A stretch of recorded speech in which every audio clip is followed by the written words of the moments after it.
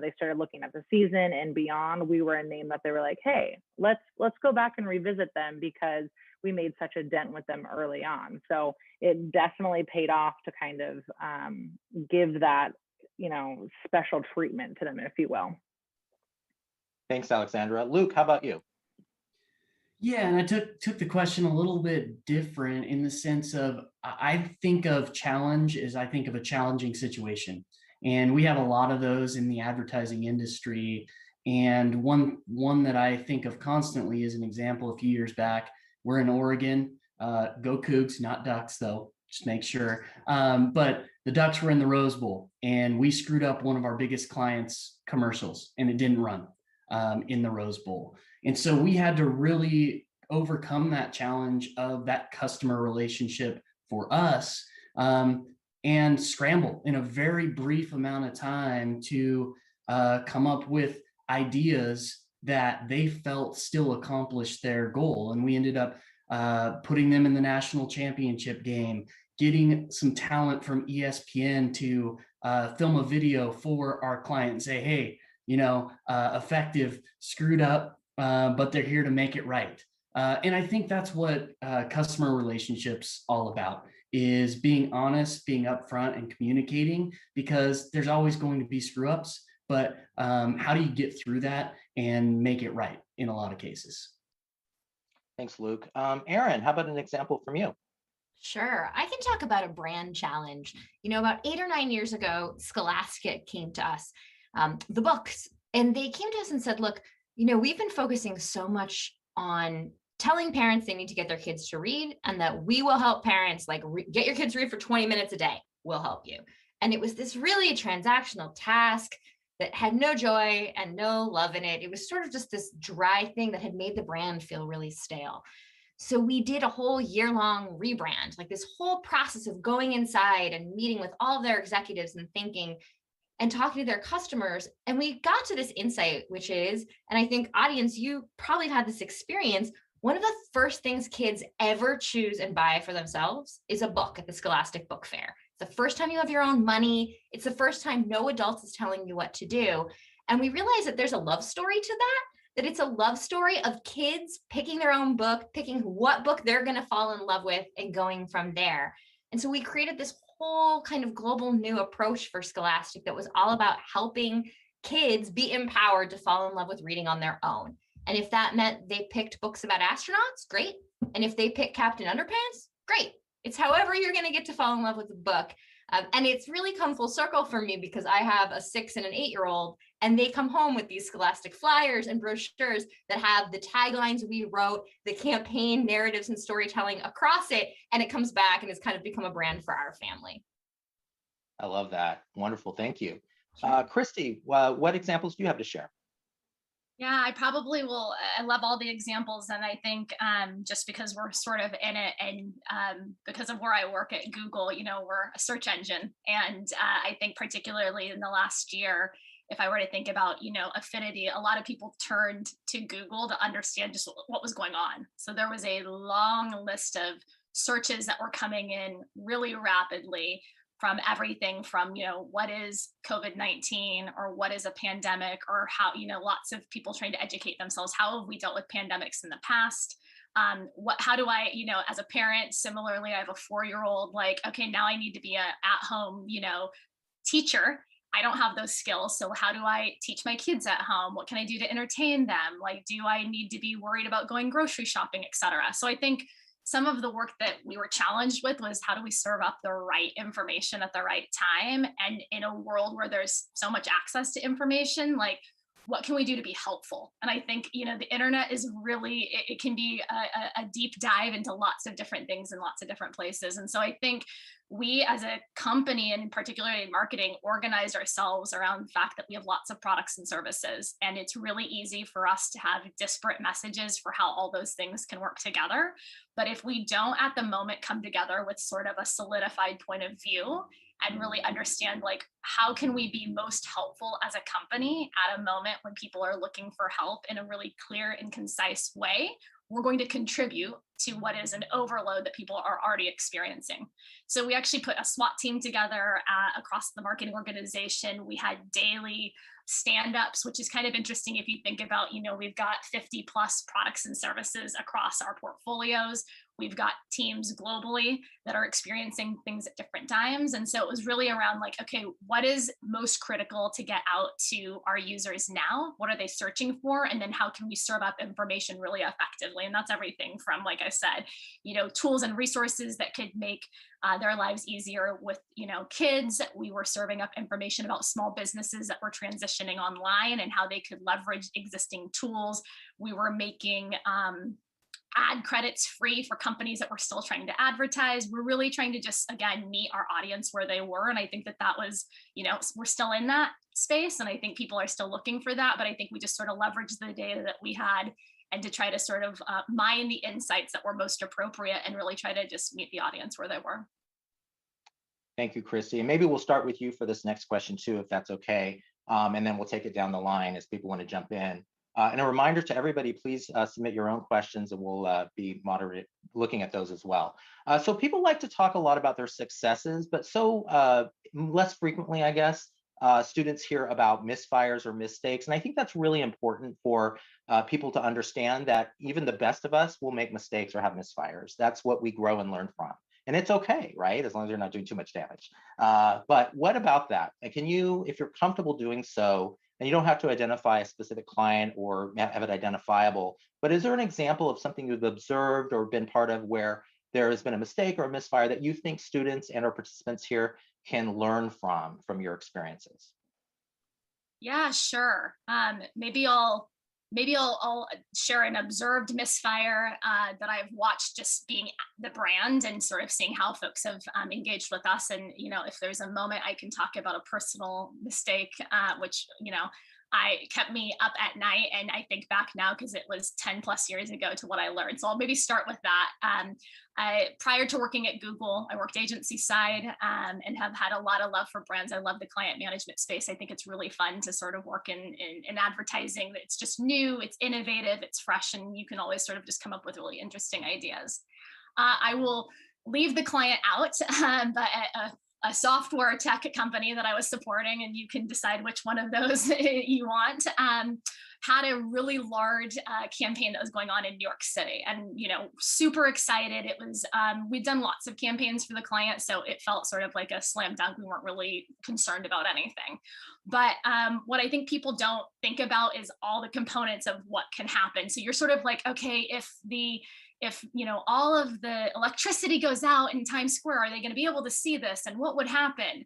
But what ended up happening is we shipped a lot of assets to a bunch of media companies. We were really excited, and up on the big screen went this beautiful scrolling experience on a new device.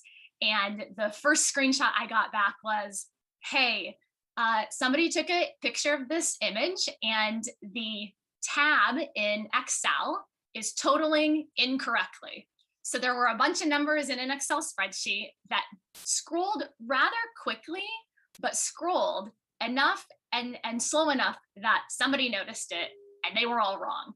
And so now there's a question of, does the Excel product work accurately? Because your sum total at the bottom is wrong. Not, oh my gosh, but the other 58 seconds of this great digital billboard looked amazing, and. For context, that is a like $7.5 million mistake for not sum totaling an Excel spreadsheet when you think about it. So in the pre sort of work that is required, you sort of check all of those things, but it just happened in a moment. And I think what I learned from that, after sweating and thinking that I was definitely going to get fired from my agency, because that is a big dollar mistake back then, was that like, it's human. Like, we're all human and we're going to make errors. And the worst thing that I could do is pass the blame. Like, ultimately I was the lead on that project, and it didn't matter if I thought that I did it or anybody else on my team did it. I stepped up and took responsibility very quickly and was like, that was my mistake. I will own it. We will fix it. And here's what we can do. And we sort of game planned against that. So I think, it's, in the moment, it can be really difficult, I think, to, want to deflect, but it was really important for me, both from a leadership perspective, for my team to know that, like, hey, if you make these mistakes, then you step them and own them, but to watch me sort of model that behavior in real time and just to like, oh, okay, well, I'm not going to be getting that bonus later, but here we are. I think I've learned from that. So again, human mistakes, we make them all the time, but I think owning it and just feeling really confident that people will forgive you, best of intent. So I'll pause there, and I'd love to pass it along and create space for others who want to share. Thank you, Kristi. Taking ownership, that's important. Good lesson from that. Okay, mistakes and or misfires. Anybody else want to jump in next on it? Oh, I can go. I have so many. We could just stay here and like, I can just purge all of my feelings. No, for me, I think one of the big lessons, it took me a really long time to realize that everyone on a team is an ethical gatekeeper to work that gets out the door. And that whether you are an intern or whether you're a senior executive, it's your job to have eyes to make sure the work that you're doing does right by marginalized communities, by women, by people of color. Like, this stuff doesn't get caught, and you think that it will, and it doesn't. And it's sort of your job to see that. So for me specifically, especially earlier in my career, but I think we all experience this all the time, especially if you're serving clients, they come with an ask, like they want to promote something, they want to market something, you just do that. And I think it's on all of us. And I often didn't take a pause to think about like my client's say-do gap. Like, this is what they want to say, but what are they actually doing inside of their company? You know, if they want a sustainability campaign, are they actually manufacturing in a responsible fashion? You know, if they're going to be out there and talking about Black Lives Matter, do they have Black executives, and what is their path to get there? And are they willing to talk about that? And that gap is still so wide. And now people get called out for it and the brands get canceled. But, you know, for me, I spent a really long time doing sustainability comms for bottled water companies. And there's a way to do that that's right, but not the way that we did it. Like, you know, we were trying to like tell everybody, like, you should be so grateful for all this water we're taking from your community and that we're going to jack up the price and sell it back. Like, what a good steward we are. And I let that go out the door. And I wasn't very senior, but I knew that was wrong. And there were places and moments that I could have raised that. And the older I've gotten, the more I've seen it as my job to both say it, but also create the space for other people to say it and to kind of catch us. And that's more relevant than ever before now. I'm really glad you shared that. And I think particularly for college graduates who are new in their careers, it can be very intimidating to speak your truth or to speak your voice out and know where that boundary is of what you're allowed to do or not. So that I really appreciate that you shared that, Erin. Thank you. I think it's really important that you feel that out when you're interviewing for jobs, because you know, finding a place and interviewing with people and gut checking that in those interviews, does this feel like someone I can raise something with? If it doesn't, there are other jobs. Yeah. Great point. Luke, anything you want to add from your experiences? Yeah, I think that's just such a great point, is not being afraid to speak up, because I'm sure all of us on this call have had that in a mistake in somewhere in our careers. But even more than that, asking questions. You're never, even as you rise up in management, executives or whatever, you never have to be the smartest person in the room all the time. You can ask questions. And the more I learned that asking questions in meetings and continually learning every single day in my career is when my career took off.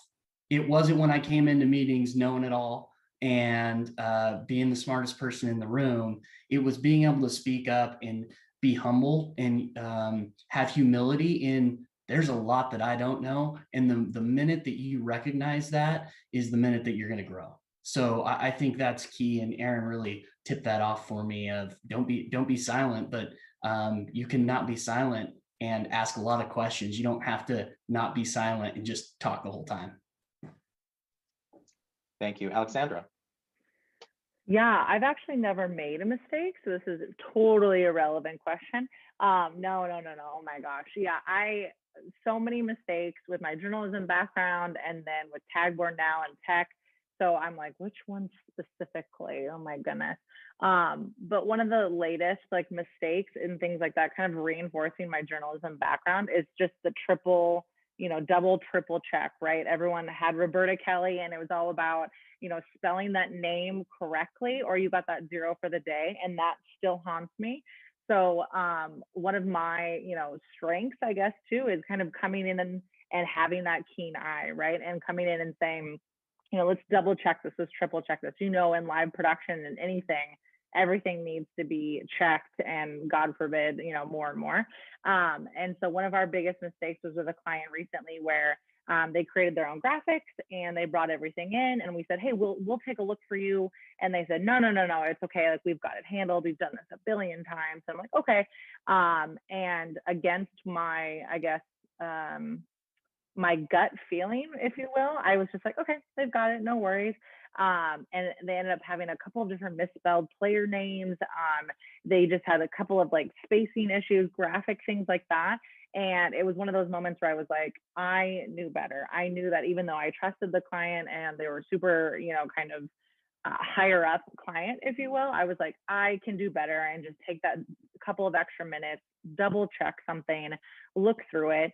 And so that was something that I kind of was like, yes, I knew better. And so moving forward, I was always like, yep, I'm just going to pop in really quick. I'm just going to make sure we look, because even though it was their mistake, like Kristi was talking about, the ownership of mistakes and things like that, I was still the one being like, yeah, but I should have double checked that. So not necessarily, my mistake, but a client's mistake, but it definitely came full circle for me in that moment. Thank you. And I love that you referenced Roberta Kelly for students that may not know. She just recently retired, actually. I don't know if she's watching this or not, but she was a beloved COM 300 teacher. The name of the course may have changed over the years, but most recently known as COM 300. And she was all about the accuracy and very detail oriented. And you better not get a name wrong, or you're going to have an instant F, I think. I don't remember. I don't want to scare people, but it really taught you, right? I mean, because we hear stories from students all the time. It really forces you to really check and double check for accuracy. And how embarrassing professionally if something gets out there. I've had that happen, and it's not a good thing. Thank you for that. Kristi, did you want to add? Oh yes, please, Luke. Hey, just for a fun little mistake, I don't know if Marvin Marcello is on this call, but I had one of the worst bloopers in Cable 8 history on TV that he might be able to dig up. I'm actually surprised it hasn't made it to YouTube yet, but talk about mistakes that you always will make mistakes. We've all made mistakes, but no one mistake will ever derail any of your careers. Just the more you can bounce back from things is just so key. And make fun of yourself. It goes back to that humility. I think every great leader, every great employee is able to make fun of themselves a little bit. And obviously Kristi was making fun of herself. Erin, all of us have made fun of ourselves on this call already. So I think that's a key trait as well. Thank you, Luke. Kristi, did you want to weigh in? I think you had another comment as well. I was just going to speak from a brand perspective, and I think it ties both a little bit to something that Luke and Erin just mentioned. But early in my Google career, now I've switched hats, so I was an agency serving clients, and now I'm a client, on the other end. And early in my Google career, I had the opportunity to go and meet lots of agency partners that are serving our business. And so I went on sort of what I called the US global tour of partners and meeting lots of folks. And I met about 100 folks. And what I realized in some of the early sessions is I was the only woman in the room. And I was the only woman. I identify as Asian American. So I'm now the only woman that is a BIPOC that's in the room. And I'm talking about, our company spends a lot of money in marketing and advertising. And so what was happening was I had brought a male colleague with me. And what I realized is that all of the agencies that were pitching us were pitching him. And it took about 7 to 10 sessions with him for me to feel comfortable enough. I think this goes back to Erin's not like, you need to get to know the people that you work with and establish, some form of trust. But for me to say to him, hey, do you notice everybody's pitching you? Like, they're talking to you and they're asking you the questions. And he was like, oh, I do. I'm, you know what? I'm going to say something. And I was like, okay, that would be great, because I can't be my only advocate as the only woman in the room. And I met, like I said, 100 agencies, and there were 7 women in the room, and 5 of those women, I kept a tally because it was important for me. I'm, working for a company that likes data. 5 of the women in the room were admin assistants and 2 were copywriters. So nobody was leading the discussion. And finally, in a session, he just said, hey, actually, Kristi is going to make the decisions here, so you need to redirect the conversation to her. And the first question I asked was, do you have any women that work at this office? because I'm noticing that there are 12 of us in the room and it's just me. And I'm just curious because as a client, we need to see diverse perspectives, and I'm not sure that we're going to get it. That right now, very relevant and very top of mind and topical, but 5 years ago, it wasn't. And that actually started a journey for our marketing organization on like really being critical about who is in the room, who has the opportunity to talk to us.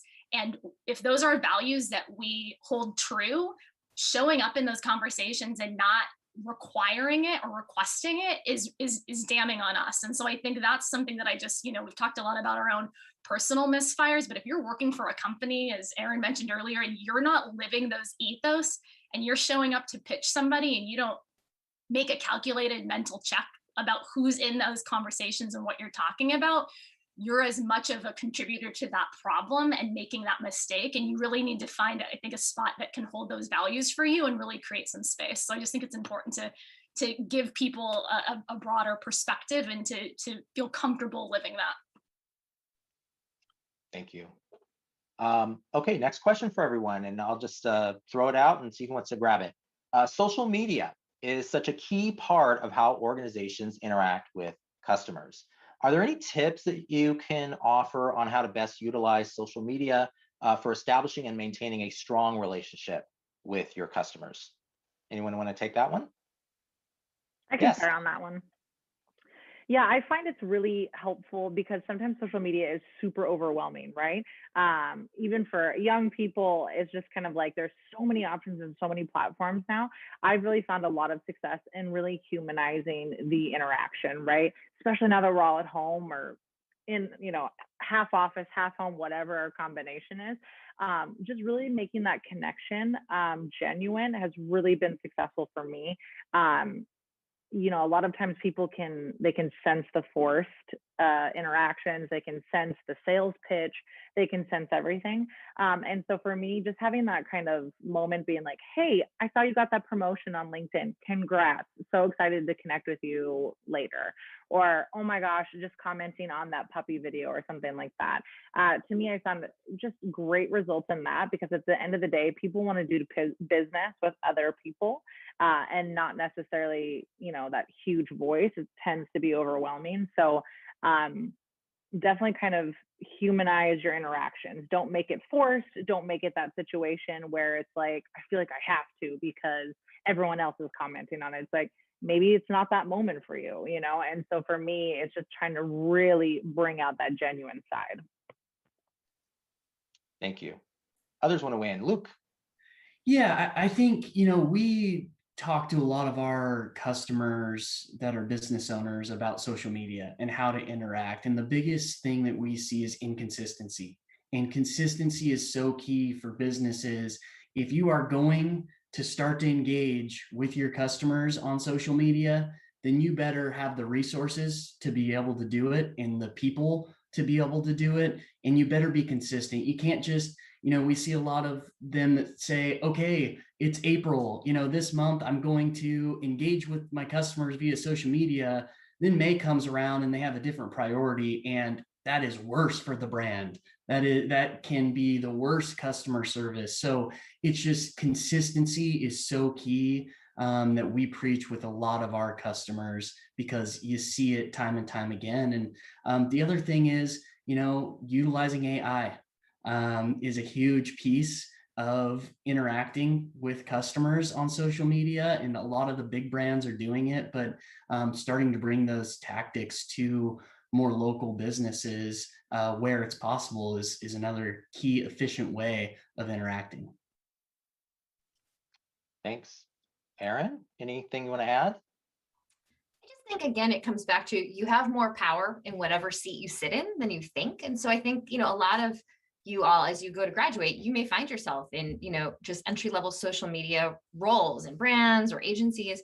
And you can choose who you partner with and what that looks like. You can choose whether you're just promoting products or funneling money to sort of vapid influencers, or you can decide whether you're going to use that brand power to support the NGOs that your brand partners with, that you are going to focus on causes and commitments and have content around your purpose, content around, the unsung heroes of your workplaces. This is, I think that you have the chance to push forward much more purposeful social media content than what we see, which, you just see like a lot of really empty, glossy photos selling stuff that nobody needs. So if you can actually be of use, like this is the gist of all of my conversations, like brands should be useful. They should be useful to people, of introducing them to ways that they can be helped, but also that they can help other people, and take them one step closer. I think that you all have a lot of power to do that. Thank you. Kristi, do you want to add anything before we move to the next question? No, all good? Okay. We have a question from the audience. So the audience member, I don't know who it was, asked, what skills have you found vital to your job? So in other words, what can students do right now as they're in the program to better strengthen their skills, their portfolio, really in preparation for launching their career? Who would like to weigh in on that? Skills. I'll take this one's not very complex, I think, but I've seen so many mistakes lately with it. Learn to write an effective email. I think a lot of times, especially when you're client-based, a lot of times I was never client-based before. I was always internal, right? So the way you talk to your colleague or your best friend via work is going to be completely different than you would a client. And so right away, I think people, again, back to that genuine kind of moment, people can really figure out what you're about very quickly via email. So, there's a lot of talk of like, make your social look really professional and make, your haircut really professional, like all of these things. But, back to Roberta Kelly, if you're not spelling things correctly, and if you're not, being succinct and effective and things like that, people can kind of smell that out really quickly. And so that my biggest feedback to a lot of new graduates are just learn to email, look at some examples, see what are, never just start without actually saying like, hi to so-and-so. It just goes a long way on kind of selling yourself and selling your brand as well. Thank you. So hard or soft skills, any other things people want to mention that students should be thinking maybe about? Yeah, Brett, I'll take a crack and a maybe slight pivot on I think one of the things that's most important, particularly for us, I'll speak for a party of one and not on behalf of Google, is that I think when I look at the types of conversations that we're having right now, the soft skills, I actually love the idea of actually getting away from the term soft skills, because they're really human skills. And I think it's like the ability to be empathetic, the ability to have compassion, the ability to sort of, I'll build on something that Luke said earlier, is like, you need to stay curious. And so I think these are all things that I think you can absolutely learn. I think some people think that they're, oh gosh, so-and-so might be more resilient. And I'm like, oh no, you can build resilient skills. There are ways that you can do that. And I think right now, and even in the last year, you're seeing people who understand what it means to be resilient or what it means to lead with compassion step up and be really successful in leading really hard, tough conversations, whether it is about products or services, whether it is about lived experiences that their team members are having, whether it's what they're seeing in national and international news. And it's the folks that are able to sort of understand the context of those conversations and create space for that I think are having the most successful. So if I were to like really give somebody who's leaving school now and to say, gosh, what could you do? I think it's really find ways to and learn how to stay curious, find ways to and learn how to build resiliency, and get really comfortable that you're not going to be asked to know everything or expect to know everything, but your ability to problem solve and sort of use your own lens of compassion as you're doing so, I think is going to take folks really far as they continue on this journey. Thank you. Luke? Yeah, I think, what encapsulates a lot of what's been said is self-awareness, right? Self-awareness is something that you're not going to learn in college. You can take experiences and learn from them. The self-awareness piece is the number one thing we see with new entries into the workforce. And I think it's just so huge. And a huge part of that to me is growth mindset. You can go type into Google, there you go, Kristi, growth mindset, and you'll find 7,000 articles they're all great. I am a huge subscriber to the growth mindset. And the more self-aware you are, the more you look yourself in the mirror and say, okay, how could I have handled that situation better? Okay, what do I need to know more about? Okay, what questions could I ask?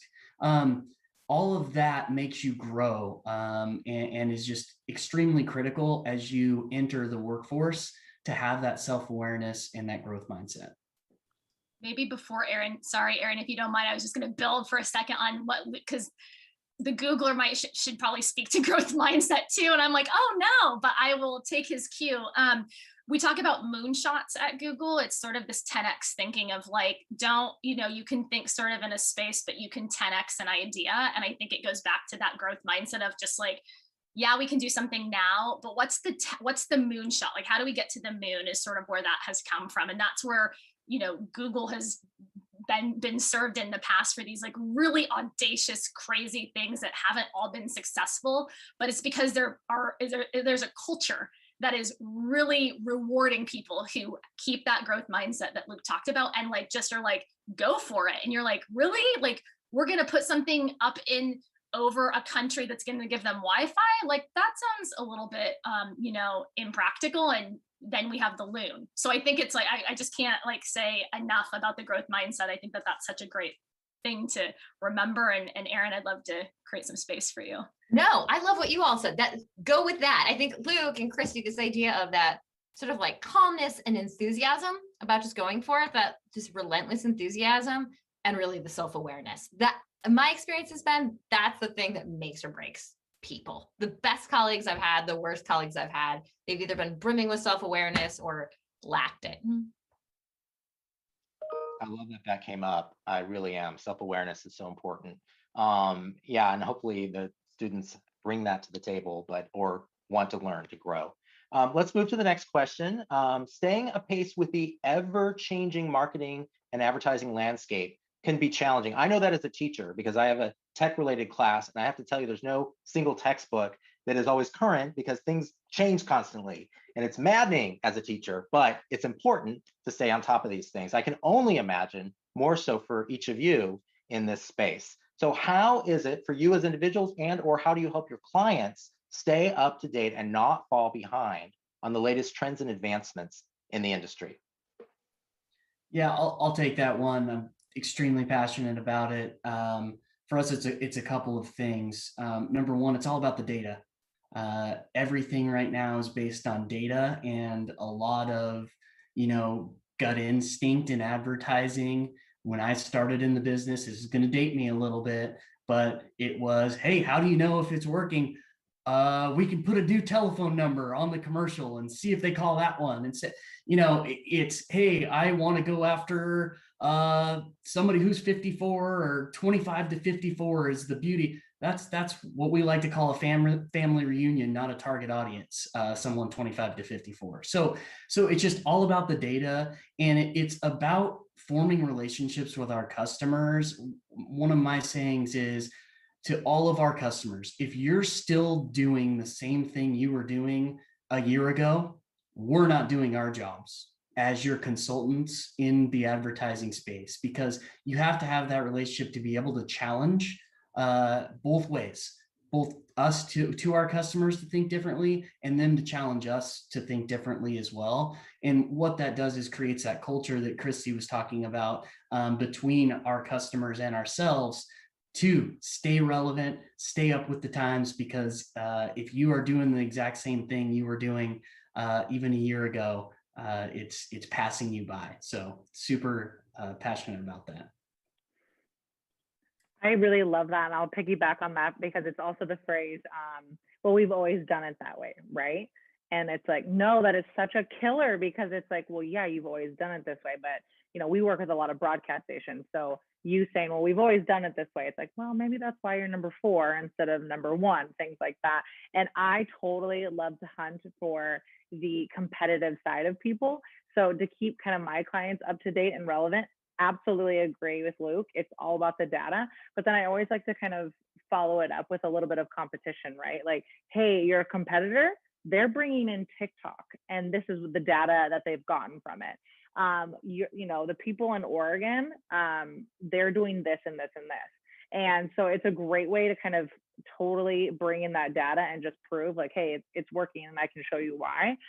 But then also that little bit of like, hey, you're the Ducks are doing this, but let's see if we can bring it up a notch. And that really tends to get people going, because not only can they bring that data to their bosses and their clients, but then it also gives them a little one up on the competitor, if you will. I love that. I mean, I think the number one thing is find cool partners who this is their love, like Alexandra and like Luke. I'm sure Kristi can give you really good agency recommendations. Like, you got to go find the cool people who are going to just keep you and have that community around you. And I think if you have the opportunity to build your own teams, this lends itself to more than just marketing. You build a team to think about what the clients need or how you're going to reach your customers in a basic way and who's going to get that done. But what I'm really interested in now is creating these communities around them. For a philanthropy that we work with, we've got the core team, 8 or 10 people that do a lot of the work and know the business inside and out. But then we've got this, we call it a hive of 30 to 40 outside big thinkers. And they just spend a few hours thinking about our philanthropist world and what they're dealing with. And we have a former Marine, we have a diplomat, we have scientists, we have across the board people are thinking about it from broad perspectives. So that we're not just bringing marketing ideas, but we're talking to them about what's coming in like global politics that's going to affect you, or what's coming your way in terms of like new waves of creative, what's coming your way, so they can get ready for it. Because you need both sort of, the added marketing thinking and the tools and the tech, but you also just need a worldview of how, in all of this uncertainty, you're going to be impacted and how you can get ready for that. So I think having more people than just the people who do work, but people who are willing to be kind of your outside eyes, that community of outside eyes, has saved me over and over. Thank you. Christine, do you want to add anything on that before we move to the next question? I'm not. I think this crew is articulated most. Maybe the last thing I would just say is that I think it's back to the we've always done it this way, and building a little bit on what Alexandra said. I think from a client perspective, we're constantly asking our teams and our partners to remain and stay innovative and on top of it. And I think if you think about innovation, it's like there's varying levels of innovation that, it can be like, wow, we're changing everything at scale and it's transformative, or it's incremental. And I think we need people that can do both. So I think it's like, there's that 10X idea of like, not everybody's good at the 10X. Some people are really good at the incremental, and incremental over time is exceptional. So like, we ask our partners like, okay, what are you learning right now? What is interesting to you? How are you bringing in unique perspectives? What's the experience like for people in different places in the world that are engaging with our products and services? And what are we not thinking about? Like, where are our blind spots? Like, how do we, because I think there's a lot of like, we need to create something new, and it's like, but do we need to make it better? It doesn't have to be new, but it might just actually need to be better. And so I think there's a lot of sort of like, here's a product we created that's going to be amazing. And, back to, I think something that Erin said, I was like, do people want a new product? Like, I don't think we need a new product, but now we're on the hook to sell this new thing that we think is amazing. Like, that is not what we want to be doing. We don't want to talk at you about something that's amazing. We need you to be like, when are you going to help me fix X? And we want to be like, oh, we thought about that already and we're coming to the table with it. So I think there's sort of like a mix of how you can come to these solutions and how you think about it. Again, it's sort of like the common thread of, staying curious, be open, learn, ask questions, that I think helps keep you abreast of what's going to be coming. Thank you. Now, a few of you have mentioned the importance of data and sort of quantifying your success. So this question will expand upon that for those that want to weigh in. And the question is simply, how do you measure success in this profession? Is gut instinct enough in this day and age, or do you need to really have specific quantitative or qualitative tools that help you determine if things like customer sentiment and loyalty are strong and improving? So specifics that you want to go into on how to measure success. What can students expect as they go into the workforce? Can they is gut enough, or do they need to have some sort of expertise or openness to tools to measure things? Yeah, I don't know a gut feeling is always great, right? But I always like to measure success by how my clients measure success, right? If their data is off the charts, or if they're bringing in more fans than ever, that's great. But if that wasn't their goal, then we have failed, right? So I always try to start every kind of contract or something like that with their goals. Do you want to sell tickets this year? Do you want to grow your social engagement by 3 times? Like, how do you measure success? Because how I measure success and how my sales team measures success could be one thing. And so in order for us to, quote, be successful and get them for year after year after year, definitely want to make sure that I just touch base with them on what they deem it is. Because at the end of the day, data is super important. But if I just throw data at them and that's not what they ask for, they walk away from that being like, I don't think we actually did make goal, or I don't think we've accomplished what we set out to do. So kind of really listening to what their goals are and kind of speaking their language goes a really long way. Thank you. Would others like to weigh in? Yeah, I'll hop in on that. Just echoing what Alexandra just said around expectations set with our client. We have 35-40% churn in our business year over year most of the time. And in, not to use too many numbers, I know this is communication, not math. I'm the first one to admit that. But 90% of that churn, I would guess, is from us not setting expectations with our clients. It's the advertisers who want to, spend a little and all of a sudden have 1,000 new customers. And we just took their money instead of setting expectations, defining success, and understanding, what do we want to track that equals success to them? Because attribution is the buzzword out there in the advertising marketing industry.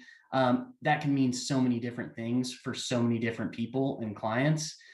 So again, not going to them with a one size fits all, this is what success looks like, but letting them define it, I think, is extremely key. You nailed it. Great. Okay, last call for other responses to this before we move on. We are at the 10-minute mark, which will give us about time for maybe 1, maybe 2 more questions. So last call also to the audience, if they have any questions they want to submit to be in consideration for the last question or two, now's the time. All right, so I don't see Kristi or Erin weighing in. We're okay to move forward. Let's go to the next one. I like this next question because it sort of takes a little bit of a different take on things that we've been talking about so far. And that is thinking about the work that you do. How can brands use their superpowers and or their ability to connect with customers for good that goes beyond just profit? Anyone would like to weigh in on that? I can talk about this all day. It's like my whole career here in one question. I think we just know now, right? We have the data that shows that brands that have purpose make more money, they attract and retain better talent, and they secure more customer loyalty. Like all of these things that were gut things for the beginning of my career are now just facts, which is super exciting to see. And I think you see that people are able to use all of their resources and bring them together to do something good. So for brands that are just starting in this space, that may be picking one area where it's really authentic to their business. They can start driving some change and go. But as you get deeper into it and you build the credibility, you got to do milestones that show people you're really committed. Ben & Jerry's has been our client for 10 plus years at Porter Novelli, and they are able to go at this from a totally intersectional lens now, right? That whether it's climate justice or systematic racism, they are tackling that on package in their ice cream, in how they spend their lobbying dollars. Every single business function kind of comes around these issues to go at them. And look at the loyalty they have, right? Among people who are such fans of that brand and really believe them. Like people Google information about some of these causes and they'll look at the Ben & Jerry's website for some sense of a socio-political issue, which is really cool. And I also see Impossible Foods is a great brand that does this really well right now, make the Impossible burgers. They did this awesome partnership last year with Colin Kaepernick's Know Your Rights camp.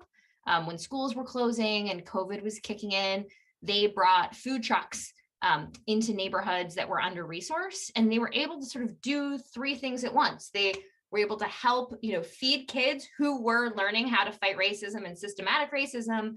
They were able to educate a new generation about climate change and the impact that beef has on climate. And they were able to sample products with a new generation of kids who may not try this yet for a long time.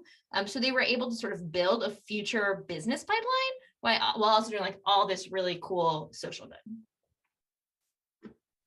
I think another like just building on the social good. I mean, a Seattle beloved company in RAI, you know, they did that opt outside campaign, which was really about, I mean, they're a experiences company and they want you to go and buy products and be out in nature, but instead of sort of the Black Friday of like, we're gonna, you know, sell everything at a discount and we want you to be on, they're like, you know what, we're just gonna bow out, we're gonna close and we're just gonna tell you to like go outside. And that was, I mean, it's been well regarded for lots of awards, but like they had the credibility. And I think something that, you know, everybody's talked about is like the authenticity. They had the right to enter that space authentically, and you believed in them because they are a outdoor experiences company.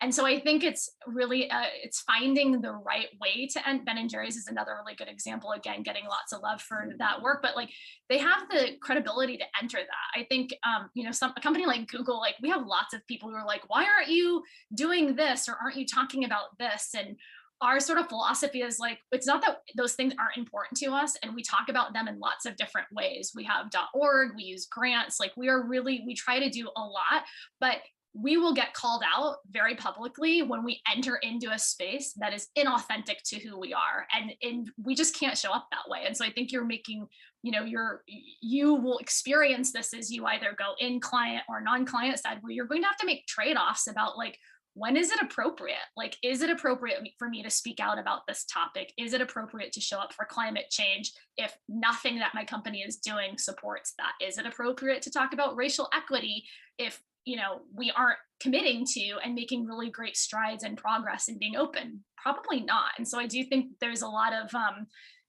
sort of understanding about like, what are the values of the organization or the company that you're working for? How can they authentically be represented? And how do you live those? Because I think Alexandra might have mentioned it, or Erin, it's like, you can see through that so fast. It is very easy to be on the other side of somebody just talking to you about something. You can tell when they don't live it. And it's like, don't be that person.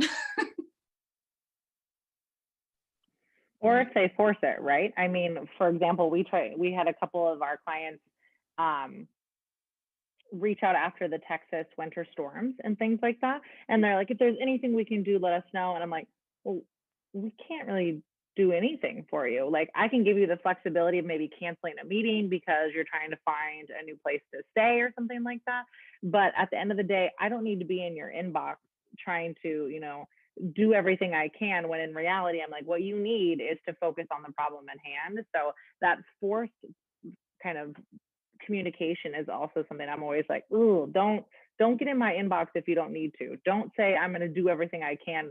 Like, are you going to fly down to Texas? Are you going to find a place for me to live? Are you going to fix my pipes? Like, so it gets to that extreme where you're like, you don't need to force every single natural disaster or campaign or political view that comes up.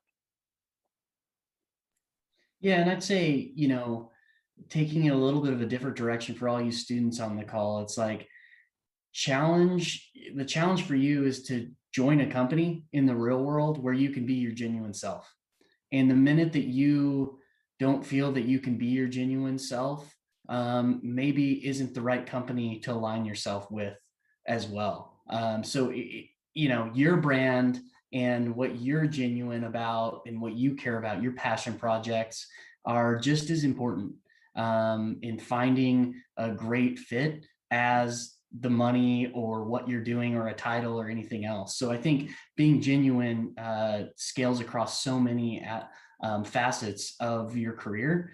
And I'm super lucky Effective's under the Comcast umbrella, and, you know, the investments that they make all start with their people. Whatever we feel is a great cause, we bring forward. And even though it's a multi-billion-dollar corporation, huge corporation, it's easy to feel valued in that you can genuinely bring things forward. So I think that's just a really, really important piece for students that are going into the workplace.